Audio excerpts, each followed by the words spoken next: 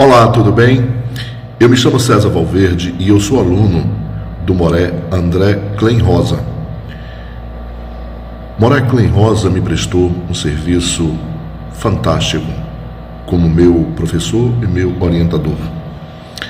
Ele fez para mim o meu mapa cabalístico, um trabalho que me trouxe revelações profundas de questionamentos que eu sempre fiz para a minha vida, coisas que eu queria saber de cunho espiritual, e o mapa me deu todas as respostas que eu precisava.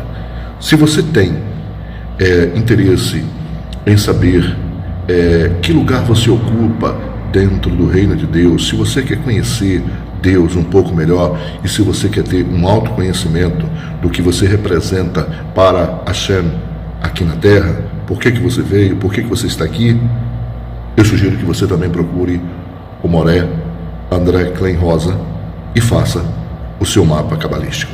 Forte abraço.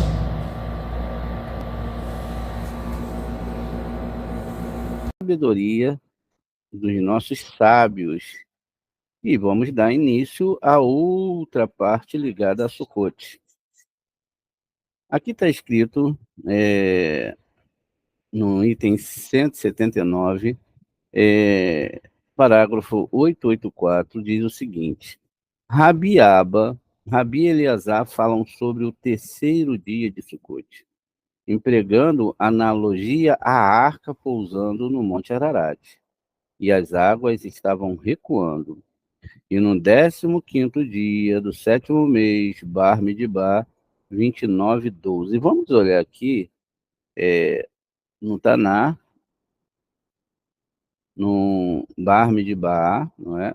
Então vamos lá, a gente já sabe, né, onde é. O Rabi começou citando, e a arca descansou no 7º mês. É exatamente o mês que nós estamos. Bereshit 8:4. Venha e veja, ao longo destes dias, do Yom Kippur ao feriado de Sukkot, a mãe, que é Sheriná, paira sobre os filhos que são Israel, a fim de que o outro lado não tenha controle sobre Israel, e a fim de salvá-los. Depois que as crianças foram salvas, essas estão sentadas em suas sucotes. Quem são as crianças? Os estudantes de Torá. Eles são guardados com a proteção da mãe, que é a Sheriná.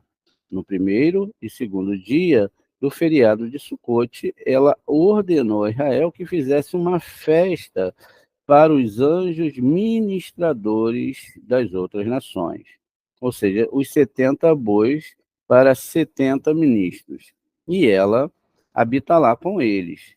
No terceiro dia, que é o 17º dia do mês, a Sheriná começa a descansar sobre eles. Este é o significado do versículo. E a arca descansou no 7º mês, no 17º dia do mês, sobre as montanhas do Ararat, onde a arca é o segredo da Sheriná. E as montanhas de Ararat são as montanhas dos meios dos quais posam todas as maldições, todos os castigos que são nomeados das nações. Nações, aqui na linguagem da Torá, Begovavi-Hur, não é? Veja, na verdade, desejos de recepção que estão dentro do homem. Nada tem a ver com a questão das nações que nós temos no mundo. Veja só, o Rabi Eleazar disse, não tem a ver e tem a ver, né? Porque faz parte da interioridade. Rabi Eleazar disse, no primeiro dia do feriado, Malhut não descansa sobre eles, sobre os ministros das 70 nações, nem no segundo dia, mas somente no terceiro dia, que diminui pela adição, ela descansa sobre ele, acrescentando letras e diminuindo em sacrifícios. Como está escrito 11 da palavra Acheteiassá, bois. Vamos ver aqui se a gente agora consegue abrir aqui. Ah, abriu, veja, vamos ver aqui. Abriu, a gente pode ver agora aqui, ó. Então, Noé entra na arca, vai se passar todo o período de 365 dias, segundo mês e assim por diante. A gente começa a ver que aqui está falando de temporalidades, de festas judaicas. Muito bem. E aí aqui vai estar falando toda essa história e até que a água vai chegar no 10º mês, ó, ela está diminuindo e já passamos, né? No final, não é 10º, é no 7º mês, ó, vamos voltar um pouquinho. Então, de modo que no 7º mês, no 17º dia do mês, a arca pousou sobre as montanhas de Ararat. Veja que bonito. Então, ó, Vá, Tanar, Ra, Te, Vá, veja, Rateva, Berrodesh, Rachevi, Bechiva, Assor, Ion, Lerodesh, Al, Harei, Ararati. Tá vendo? Então, veja, se a gente lê aqui a palavra, ó, como é que a gente lê? Tanar, não é? Ó, a palavra e o Tanar, Torá, Nevim, não é? Quase que teve o Ketuvim aqui, não teve porque não tem o Raf, mas aqui a gente já tem a palavra Torá e Neviim, tá vendo? Duas palavras que nos levam, não é? Só faltando aqui a letra Kaf. Olha, quase. Deixa eu ver se eu acho a letra Kaf aqui. Não estou vendo. Não tem um bait, mas a gente pode fazer aqui uma substituição. É uma forma de gematria, trocando o bait, que é 2, pelo Kaf, que é 20. Muito bem.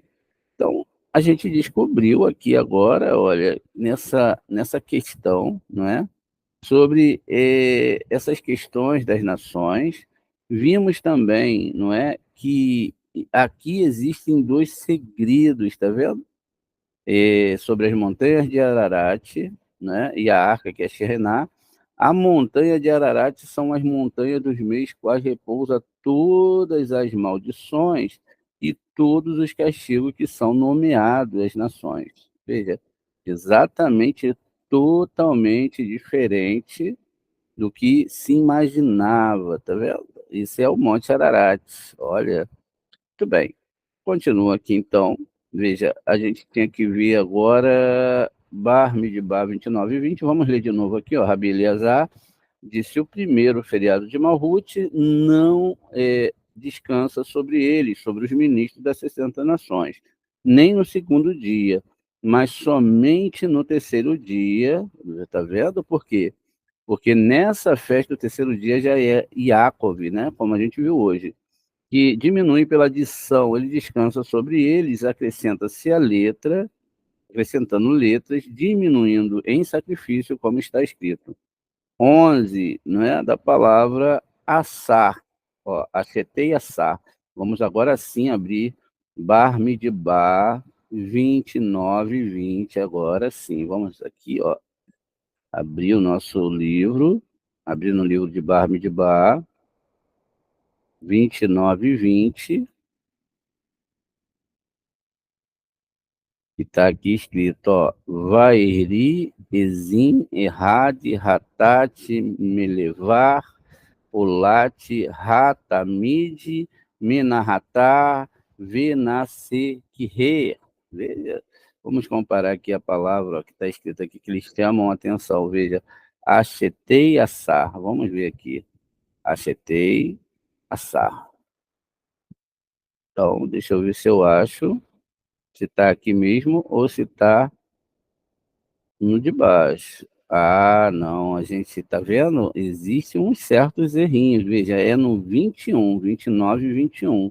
Eles sempre trocam o passuque de lugar. Veja, vai, Bayon, Rachelixi, Parim, Achete, Assá. Essa é a palavra. E aí continua, descrito aqui. E Lim, Xanin, que Vashim, Benei, Xaná, Areva, Ac, Mimá. Terceiro dia, 11 touros, 12 carneiros, 14 cordeiros de 1 ano, sem defeito, é o que diz aqui. Bem, então veja, que é os ozibois, a Xeteiaçá, que é apropriado para o mal olhado. Pois no primeiro e no segundo dia, há regozijo das crianças. Crianças são estudantes de Torá. Israel distribuiu-lhes aos nomeados das nações os espólios. A partir do terceiro dia, quando Malhute repousa sobre eles, o que está escrito é uma pergunta. E as águas diminuíram continuamente até o 10º mês. No 10º mês, no primeiro dia do mês, foram vistos os cumes dos montes, Bereshit 8:5, e as águas diminuíram continuamente. Esses são os sacrifícios que são continuamente reduzidos, e à medida que se tornam em menor número, a sua bondade se torna menor. Tá vendo? Isso é a questão aqui. Aqui a gente já tinha falado sobre a libação da água, mas vamos ler para dar um encaixe aqui no nosso horário para chegar a hora das rezas. A libação das águas. O Rabi Shimon explica sobre a contração e a medida que as águas recuavam e a relevância para a libação das águas durante o segundo, sexto e sétimo dia de Sukkot. Ele compara as montanhas de Ararat às montanhas das trevas e maldições do outro lado, que gradualmente se tornam visíveis à medida que as águas recuam. Ouvimos falar sobre o sacrifício dos carneiros, cordeiros e boi, e seu efeito sobre as 70 nações pagãs pelas quais são oferecidos. Por fim, somos lembrados de como Israel rompeu todas as clipotes para encontrar alegria no 8º dia da Assembleia, que é Shemini Atzeret. Nisso, o outro lado não tem parte. O Rabi Shimon disse, Eleazar, venha e veja. A partir do segundo dia, as águas começaram a aparecer, ou seja, o que é a libação das águas no Otá. Começou, pois o seu objetivo também era tirar o sustento e a subsistência para o outro lado. E se ele estiver com sede, dê-lhe água para beber. Michelei 25, 21. Esta água é a água que é mencionada aqui para a libação dos dias dos feriados. E depois que a água começou e o outro lado e as 70 nações receberam a emanação, eles então cresceram em força, como observado no parágrafo anterior. A partir do terceiro dia, Malhute pousou sobre eles, pois eles a puxaram para baixo, separada de Zerampim, como acima. E os babilônios não sabiam porque essas águas são mencionadas aqui, em conexão com a festa. Ou seja, eles não sabiam que o seu propósito era prover subsistência às nações do mundo para o bem de Israel. Não está no lugar da contração, ou seja, nos bois das festas que são reduzidos em números a cada dia, mas no lugar da expansão. E como estas águas que aqui são mencionadas estão contraindo juntamente com os bois da festa, a Escritura vem nos informar que está escrito, e as águas diminuíram continuamente. Isso é o Bereshit 8:5. Ou seja, as águas que são conhecidas como dias da festa são o que são mencionados entre os sacrifícios. Pois o segundo dia diz que entre os sacrifícios esta é sua oferta de bebida, do hebraico Vanisheken, Bar Midbar 29:18, cuja última letra é Mem. Vamos ver aqui, que aqui a gente vai pegar um pouquinho de complicação para a gente poder entender. Veja, Bamidbar 29, 18. É o próprio livro de Números 29, aqui no 18 agora. Olha, deixa eu ver aqui se a gente acha a palavra. Aqui, ó, Venishkerem, tá vendo? Exatamente aqui a gematria é 110, 116, 136, 146, 151, 191. Tudo bem, essa é a palavra, veja. E aqui nessa palavra a gente esqueceu de olhar, vamos ver aqui, ó. Eu tenho um men, tá vendo? Olha, exatamente um men que é citado aqui. Muito bem. Então, daqui por diante, né, que eu tenho agora essa parte da letra mem sendo falada, é a letra mem, e no sexto dia diz as suas ofertas de bebida do hebraico, o sacherei-ha, no versículo 31. Vamos olhar aqui, ó, dá uma descidinha. Aqui vamos para o versículo, ó, 31. A gente está montando aqui com vocês, não é, ó, o que o Eterno está falando. Vamos achar aqui. Ó, agora sim, o Neshareha. Deixa eu olhar aqui de novo. Ó, vamos conferir aqui a palavra. Unasheira. Vamos olhar aqui. Unsacheira, perdão. Veja. Então, ó, Unsacheira. Eu olhei errado, viu? Unsacheira. Está aqui a palavra. A gente, comparando aqui com o 18, olha, a gente tem aqui, ó, uma diferença nessas palavras, não é? Aqui eu tenho um mem final, e é Venisherem, tá vendo? Aí mudou, essa letra sai, não é? E as letras massoréticas, sinais massoréticos saem, não é? Aqui eu tenho 6, 7 letras, olha que bonito. E lá no 31 vai mudar um pouquinho. Veja, aqui já vai ser outra coisa. Ó. Eu já não tenho mais 7 letras, eu só tenho 6. Qual letra que saiu daqui? O mem final. Mas a palavra também muda a sonoridade por causa dos sinais massoréticos. Só essas duas palavras daria aí para a gente falar durante 2, 3 horas, se formos ver os parâmetros sefiróticos aqui, etc. Mas não é o caso agora. Veja, então, com o Yud, né? E aí continua, né? Da palavra, com o Yud, e no sétimo dia depois da ordenança, do hebraico Kemishpatan. Agora no versículo 33. Vamos olhar aqui então. Agora no 33, a palavra Kemishpatan. Então vamos lá. Menahatan, Venahasakehen, Lefarim, Leolim, Verhakebashim, me separar. Agora sim, ó. Quesmispatan. Olha que palavra difícil. Ofertas de cereais, libações para touros, carneiros e cordeiros nas quantidades prescritas.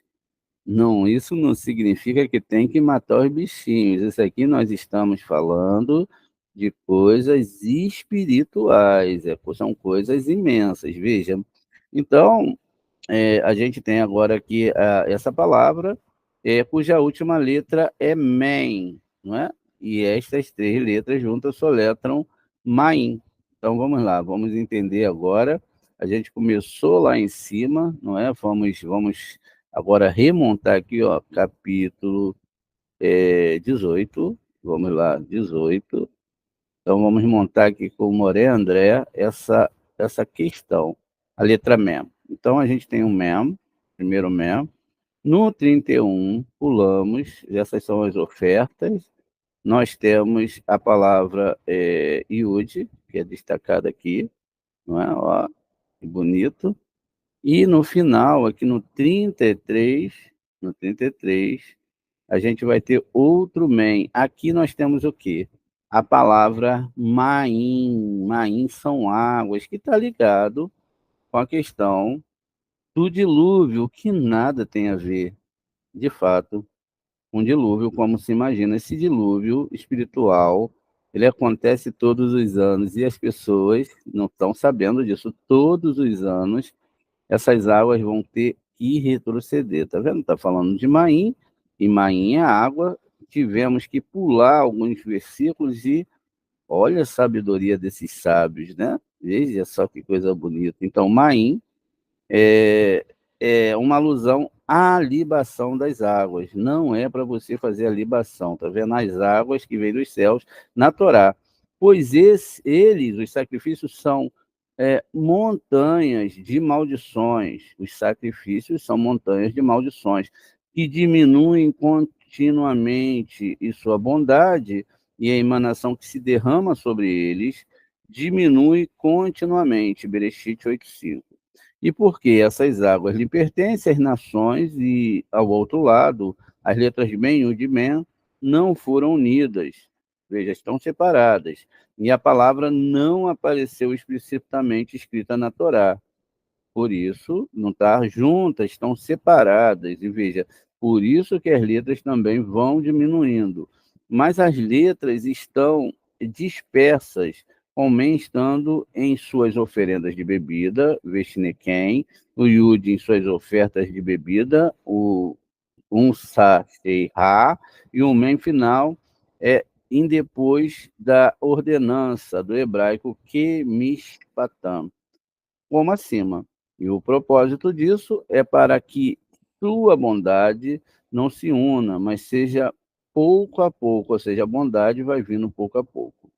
Mas a respeito de Israel, que é do Santo Bendito seja ele, que é a coluna central, ó, Israel, que é do Santo Bendito seja ele, que é a coluna central, que está escrito: mas os que buscam Hashem não quererão coisa boa, não é? Tehillim 34:11. Vamos olhar aqui, Tehillim 34:11.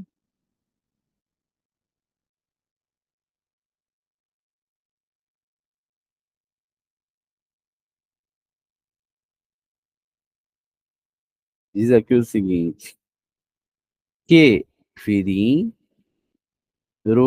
Rashor, verá a Vidorestei, Adonai, Lo, Yerre, Seru, Kou, Tove. Os leões foram reduzidos à fonte, mas naqueles que voltam para o Senhor não terão falta de bem. Olha que bonito. Então, vamos ver aqui, olha, 34:11, né? A primeira parte do versículo, a parte A, os jovens leão faltam e sofrem fome. Os jovens leão são os nomeados das outras nações. O que buscam Israel são a ascensão Israel, a quem não faltarão todas as coisas boas, porque eles continuamente ascendem cada vez mais alto, pois uma pessoa pode ser promovida a um grau mais elevado de santidade, mas não pode ser rebaixada. Não é um grau não é um grau, uma promoção no trabalho, não é dinheirinho, não é nem mesmo às vezes cura da saúde. Às vezes é melhor uma elevação interna do que uma coisa dessa. Pode acontecer, mulher? Pode. Não é o nosso trabalho nos esmerarmos no trabalho de Hashem para querer qualquer coisa. Isso é uma proibição. Está lá no Pirkei Avot escrito: não sirva a Deus querendo receber recompensa. E seria desapropriado, porque toda a nossa vida, seja ela, né, todas elas são boas, nós criamos aspecto do que é bom, do que é ruim, sentenciados pela os nossos martins, os nossos desejos, aquilo que foram imputados dentro da cabeça do ser humano. Você está vivendo hoje exatamente o que você tem que viver. Que presente maravilhoso.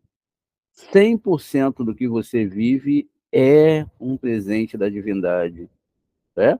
Esse presente da divindade, ele é o que você deve priorizar em qualquer aspecto. Veja, às vezes eu tenho alunos e eles têm milagres incríveis do Eterno, coisas que se contar assim pela minha boca vocês não acreditam. Mas a pessoa, ela não dá o edute, não dá o ed, não dá testemunho. Daqui a pouco, aquele milagre, veja, que a gente chama de milagre, mas para Shem é muito natural, a pessoa não fala e ela começa a baixar e não começa a ter mais milagre, acaba, porque ela não foi agradecida. Até nós, que somos seres humanos, quando oferecemos algumas coisas a alguém, nós gostamos de ver que a pessoa gostou, que ela foi agradecida. Não é isso? Quando não é, a gente logo pensa: ah, eu não vou mais dar nada para esse fulano. Eu não vou dar porque ele não é grato. Eu dou as coisas para ele é como se ele tratasse de qualquer maneira, não é assim? Então as pessoas têm milagres e milagres e milagres, às vezes não um, não dois, não três, mas elas não dão valor. Elas não falam desse milagre, não tem. E aí vai se abatendo a tristeza, e aí depois você fala, e aí? Ah, mas agora eu estou passando por um problema aqui, sabe? Poxa, eu não estou bem para dar esse testemunho. Aí, se a gente para pensar no Davi Meller, Senhor, minha alma, meu corpo, meus ossos estão todos doloridos, etc. Aí, se ele chega nesse dia, ele fala assim: não, não vou rezar. Ah, não vou falar de Axé. Veja, todo terrilinho é um testemunho, né? Não, não vou não. Estou hoje aqui muito cansado, sabe? E cada vez mais o sistema vai subterrando a pessoa. Às vezes ela não tem uma casa, ela acha que tinha que ter uma casa. Aí fica pensando naquilo o tempo todo. Às vezes ela não tem um emprego, não é? E acha que aquilo ali vai ser o final da vida dela. E fica pensando nisso o tempo todo. E seja lá qual for o problema. Às vezes são problemas tão tolos e que, na verdade, é uma criação da nossa mente. Então, essas coisas a gente pode vencer. Nós podemos vencer porque o medo é criado pela nossa mente. E o medo, ele é antagônico à fé. Olha, eu tenho que ser feliz agora. Eu tenho que viver agora. O que eu tenho para ser feliz? Muito, pouco, o suficiente, ou quase o suficiente, ou nem o suficiente, que eu seja feliz pela presença divina e que eu não me ancore debaixo desses sistemas espirituais. Eu não devo ficar eh, parametrizando, colocando o que eu quero lá na frente. Eu posso estar sendo um falso profeta. Eu posso estar desenhando uma coisa que talvez não aconteça. Por quê? Porque muitos parâmetros podem mudar. Cada vez que nós mudamos um ângulo da nossa missão para cima ou para baixo, tudo é mudado. Mas nós temos aquela experiência de achar que vai ser mudado porque eu vou ter mais dinheiro, ou porque eu vou ter aquele bem tão esperado. Pois bem, não é assim que funciona para a santidade. Na verdade, a Shem faz bondade para todo aqui nesse mundo. Todo mundo está vendo isso, independente de religião. E, na verdade, inclusive, nós devemos perceber que nós não devemos servir a Shem com o interesse de receber nada, porque ele já dá tudo. O que a gente quer mais? Que Deus faça as nossas vontades? Quem é Deus? É Ele ou somos nós? Ah, mas eu preciso? Não precisa. Você só precisa daquilo que você tem na sua mão hoje. Não está faltando a comida. A gente tem uma história muito bonita dentro das histórias do Arizal, e diz que tinha um homem que ele era um servo de Deus, que nenhum de nós poderia se aproximar dele. E ele estudava a palavra de Deus com um afinco tão grande que nenhum de nós poderíamos chegar perto dele. Mas foi padronizado pelo seu ticum que ele seria um homem muito pobre. Então ele tinha a jarra para pegar água, 2 jarras ou uma jarra, e tinha que ele ia pegar essa água, vendia para todo mundo. Imagine carregar água, um estudante de Torá muito elevado, e ele vendia aquela água. Com aquele dinheiro ele estudava a Torá e comprava seu alimento todos os dias na maior dificuldade. Um dia ele indo recolher água, aconteceu algo, quebrou o jarro de água. Ele olhou para os céus e reclamou: Falou, Axé, meu Deus, eu não aguento mais, agora até o barro, o vaso, eu só tinha interesse em estudar a sua Torá. Axé, agora... E ele fez uma reclamação para os céus. Olha que perigo. Diz que lá em Sodoma e Gomorra, a cidade foi destruída porque havia reclamação do mais pobre, que passavam necessidade. Nesse caso, era um justo. O Arizal estava estudando um dia no campo com seus irmãos e ele teve uma visão de um grande perigo chegando sobre aquela comunidade. Era uma nuvem muito negra e ele pensou, o que está acontecendo? Então ele ordenou aos seus alunos, saiam pelas vilas, vá em todos os locais da cidade e vejam o que está acontecendo. Descobriram o caso desse homem. Falaram para o Arizal, eu não lembro se ele já tinha falado que isso tinha acontecido, e o Arizal falou, compre outro cantil de água para ele e vamos abastecê-lo com alimento. E quando o Arizal fez isso, aquele julgamento retrocedeu.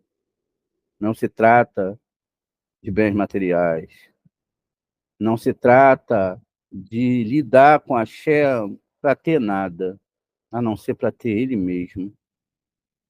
E aquele jovem ou velho estudante de Torá, não cita na história, foi falado para ele, nunca mais faça isso.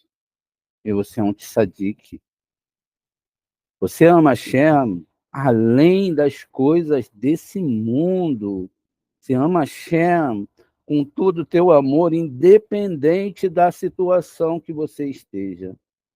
E nesse amor, e nessa verdade, por ele ter criado a nossa vida, ele dá para a gente a possibilidade de nós existirmos, é que nós devemos amá-lo. Imagine que nós não éramos nada, não tínhamos corpo, células, não respirávamos, não pensávamos, não fazíamos um monte de coisa porque não existíamos. E a Shem nos criou.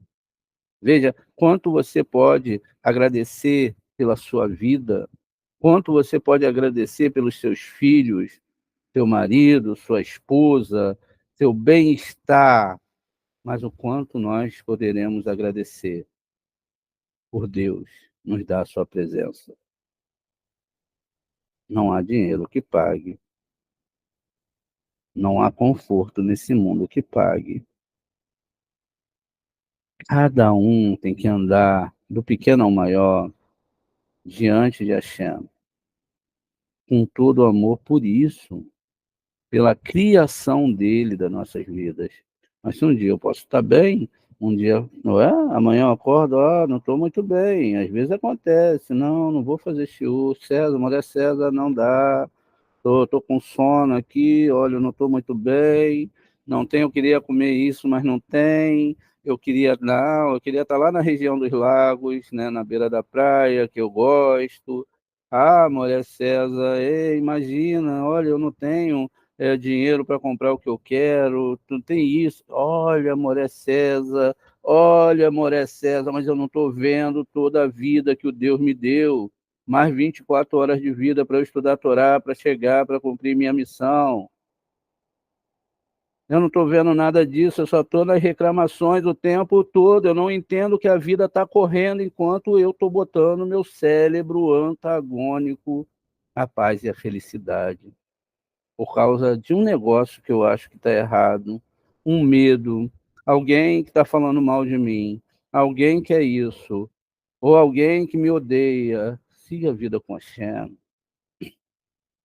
Tente, pelo menos, valorizar um pouco do que ele te deu, porque a vida, segundo Terlin, é impagável. E a solução, a salvação, o Rabá, mais ainda. Mas vamos continuar aqui.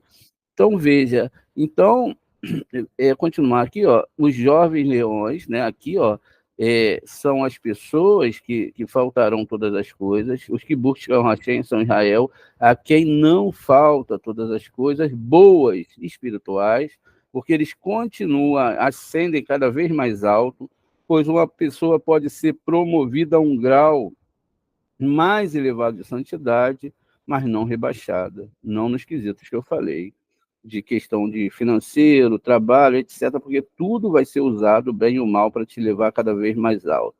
Por isso, o seu bem, o das nações, e do outro lado, que são água, diminui continuamente até o 10º mês, Bereshit 8:5, que é o mês de Tevet, pois então são os dias da maldade, pois os meses de Tevet e Shevat são o período de julgamentos e são chamados os dias da maldade. E essa maldade desperta, não é? E se fortalece o santo noivo, que é Malhut, não ilumina o meio do sol, ou seja, está separado do sol, que é Zerampim. E depois, o topo dessas montanhas tornaram-se visíveis, isto é, o julgamento do outro lado esquerdo, que são desenhados com os bois da festa. Ou seja, aquela montanha de trevas e montanhas de maldições que aparecem, se fortalecem e fazem coisas mais no mundo. E sobre este dia do feriado de Sucote está escrito um sacrifício pelo fogo.